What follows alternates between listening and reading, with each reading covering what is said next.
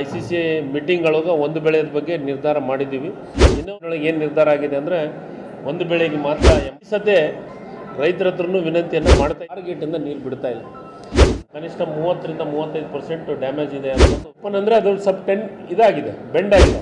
4ನೇ ಗೇಟನ್ನು ಸ್ವಲ್ಪ ಸಮಸ್ಯೆ ಆಗಿತ್ತು, ಸ್ವಲ್ಪ ಬೆಂಡ್ ಇದೆ.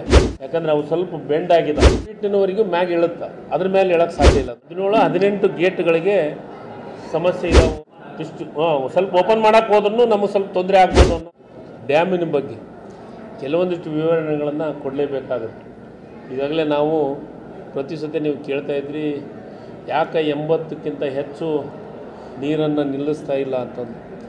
ಈಗಲೇ ಒಂದು ಗೇಟಿಂದು ಸಮಸ್ಯೆ ಆಗಿದೆ, ಅದು ತಾವೆಲ್ಲ ತಮ್ಮ ಸಹಕಾರನೂ ಇತ್ತು ಮತ್ತು ಸರ್ಕಾರನೂ ಮುತುವರ್ಜಿ ವಹಿಸಿ ಅದನ್ನು ಗೇಟ್ ಮುಚ್ಚುವಂಥ ಕೆಲಸ ಮಾಡಿದ್ವಿ. ಅದು ಟೆಂಡರ್ ಸ್ವಲ್ಪ ಬೋರ್ಡಿನವರಿಂದ ಸ್ವಲ್ಪ ತಡ ಆಯಿತು ನಮ್ಮ ಟೆಂಡ್ರು. ಯಾದರೂ ಈಗ ಟೆಂಡರ್ ಪ್ರಕ್ರಿಯೆ ಮುಗಿದಿದೆ.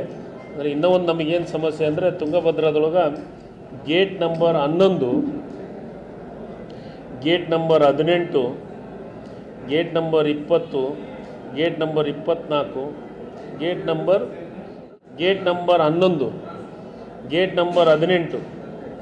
Gate number 20, gate number 24, gate number 27, gate number 28 ಇವಿಷ್ಟು ನಮಗೆ ಮೇಲೆ ಎತ್ತಲಿಕ್ಕೆ ಇಳಿಸ್ಲಿಕ್ಕೆ ಆಗ್ತಾ ಇಲ್ಲ. ಈಗ ನಾವು ನೀರು ಬಿಡ್ತಾ ಇಲ್ಲ, ಈ ಗೇಟ್ನ ಮುಖಾಂತರ ಬಂದ್ ಮಾಡಿದ್ವಿ ಪೂರ್ಣ. ಯಾಕಂದರೆ ಅವು ಸ್ವಲ್ಪ ಬೆಂಡ್ ಆಗಿದ್ದಾವೆ, ಅದಕ್ಕೆ ಅವನ್ನ ಟಚ್ ಮಾಡಿದರೆ ಮತ್ತೆ ನಮಗೆ ನೀರಿನ ಸಮಸ್ಯೆ ತೊಂದರೆಗಳು ಆಗಬಾರ್ದು ಅನ್ನೋ ದೃಷ್ಟಿಕೋನ ಇಟ್ಕೊಂಡು ಅದು ಮತ್ತೆ ಅದ್ರ ಜೊತೆ ಸ್ವಲ್ಪ ಬೆಂಡ್ ಆಗಿದೆ. ಮೊನ್ನೆ ನಾನು ಭೇಟಿನೂ ಕೊಟ್ಟಿದ್ದೆ ಡ್ಯಾಮ್ಗೆ, ಒಂದು 15 ದಿವಸದ ಹಿಂದೆ ಭೇಟಿ ಕೊಟ್ಟು ನಾನು ಅವತ್ತು ನಮ್ಮ ಅಧಿಕಾರಿಗಳನ್ನು ಕರೆದು ಅಲ್ಲಿ ಚರ್ಚೆನೂ ಮಾಡಿದೆ. ಕನಿಷ್ಠ 6 ಗೇಟು ನಮಗೆ ತೊಂದರೆ ಆಗ್ತವೆ. ಆದರೆ ಈ ಬೆಳೆಗೆ ಏನಂತ ನಮಗೆ ತೊಂದರೆ ಆಗೋದಿಲ್ಲ, ಈ ಬೆಳೆಗೆ ನಾವು ನೀರು ಕೊಟ್ಟೇ ಕೊಡ್ತೀವಿ.